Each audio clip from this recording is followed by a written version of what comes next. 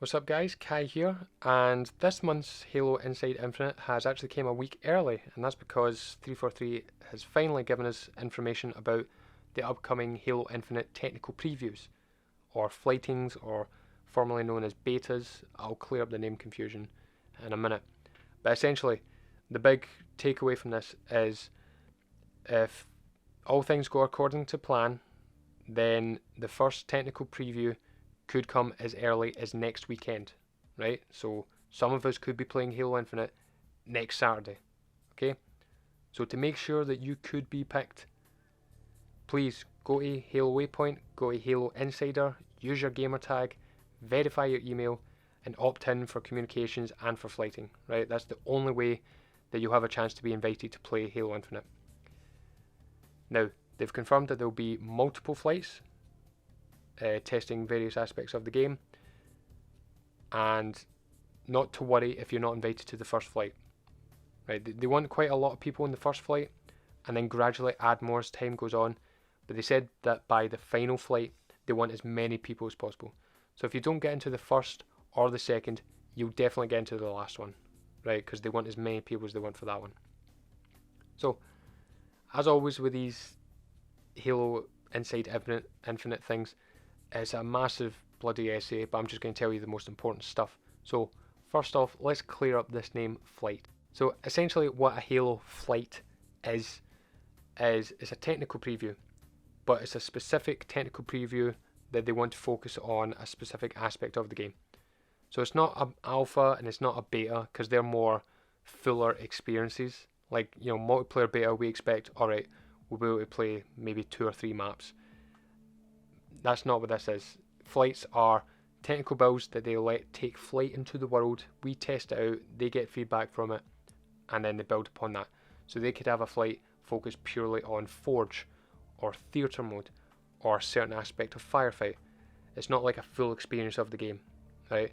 And in fact, these flights are actually using an older build of the game, so it's not a representation of where even their beta build is at, so don't worry about that. So whenever you hear flighting, just think technical preview or play the game early. That's what it is, right? So what are we going to get access to in this first flight? In this first flight, we'll get access to arena gameplay versus bots, 3 arena maps, the Academy's weapon drills, basically the firing range, menu and battle pass user interface, and the new Halo Waypoint app on both the computer and for your phones. So bot arena is essentially 4v4, but it's 4 players against 4 bots on 3 different maps, and it's Slayer mode only, so no capture the flag or anything. So it's bot Slayer on Bazaar, Recharge, and Live Fire. So once we play against the bots, they're going to have daily content offerings that will evolve over the course of the flight.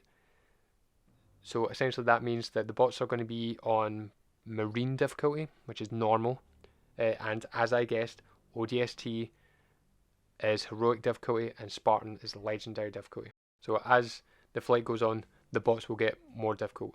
And according to them, the bots are not pushovers, so be prepared, which I'm quite excited for that. And the reason why it's against bots is really to test and sort of tweak the bots, but also for us to get acclimated to the game and how it feels, and get a taste of the maps in a sort of stress-free environment, as they put it. But hey, as long as I get to test out the guns, I'm happy. Also, we'll get access to the Academy's weapon drills. So the Academy is sort of in-game sort of Spartan training ground where we'll get to go and we'll get to test specific weapons against bots, and these bots will run from side to side, they'll strafe, and we'll get to test out all these weapons. And these are the weapons that we'll get to test at the firing range. So we'll get to test out the assault rifle, the battle rifle, the sidekick sidearm, which I refuse to call it a magnum because it's not a magnum, the bulldog shotgun, the needler, the commando, the sniper, the plasma pistol, pulse carbine, the ravager, the heat wave, and the skewer. And all these weapons have a star system, like a high score system that we can, brag to our friends, like, oh, I did better with the assault rifle than you. Oh, I did better with the sniper rifle than you. So that'll be kind of fun for like a few minutes, let's face it. But I'm interested to see how it plays. But really, I'm just interested to get access to all these weapons. Like the commando, like that intrigues me. Like, where does that fit? Like, because to me it seems like a slower firing assault rifle, but does the damage of the battle rifle. And I'm hearing some people speculating that the commando is actually replacing the DMR, which I kind of don't want that because I like the DMR. But we'll see, and then we'll finally get our hands on the skewer. Like, I can see that one being in a lot of montages, so that'll be fun. And they want feedback on how good their menus are. Like, how good do they flow? Are they easy to use? All that kind of stuff. Because there's nothing more infuriating to me than if the user interface, like the menu system for a game, is just confusing. Like Halo 5's menu, awful, right? It's just so bare bones and bland. I hate the font size, like the different font sizes and how stuff is highlighted and how you scroll through stuff. I just hate it, right? Halo 5's menu system is awful. But the Chief Collection, their menu system's actually pretty good. And in fact, see if they just copied and pasted the Chief Collection menu to Infinite and sort of just create a streamlined experience, I'd be happy with that. So, in order for us to use the menus and give us a reason to scroll through them, they're actually going to give us access to challenges and sort of a mini battle pass for us to progress through. Now, they stress that the battle pass, like the mini battle pass and the challenges and the customization systems in that flight build, are purely technical and they're not meant to be a representation or showcase of the launch content, so we haven't to read too much into it. It's just a little snippet of something for us to progress through, so we can go, yes, we liked how that worked, or no, it was too confusing, or cut that out and just make it go straight to that. Just stuff like that. And also we'll get to test out the new Waypoint app, and on the Waypoint app we'll be able to check our mini battle pass progression, challenges, and even customize our Spartans, which I'm glad that they're testing those two specific things. Like the menus I already talked about, but testing out the app before it launches, like months before it launches, that's good, because you don't want the game to launch and then the app launches and the app just doesn't work, because that's a whole aspect of player interaction that just won't work on day one. Like, they need to get that right. So I'm glad that they're seeing that and they're like, right, we need to get menus working and flowing well, and we need to get the app working well. So that is what we're getting access to in the first flight, and that is what they want feedback on, right? And we'll be able to give feedback on the forums and specific parts of the forums. Constructive feedback, right? Not just all this menu shit. It's like, no, come on, let's help them make this the best game that we can. So let's just keep it clean. And as I said earlier, I think there's going to be multiple flights, so this one is just testing this stuff. Later on there's going to be a more traditional PvP arena flight, so 4v4, and there's going to be a big team battle flight as well, so that'll be exciting. And as always, they end with a little blurb from Joseph Staten, who's basically just talking about the bots. He says that in the early Halo games they really wanted bots in there, but they always got cut due to limited time and resources, so he's happy the bots are finally in the game, as am I.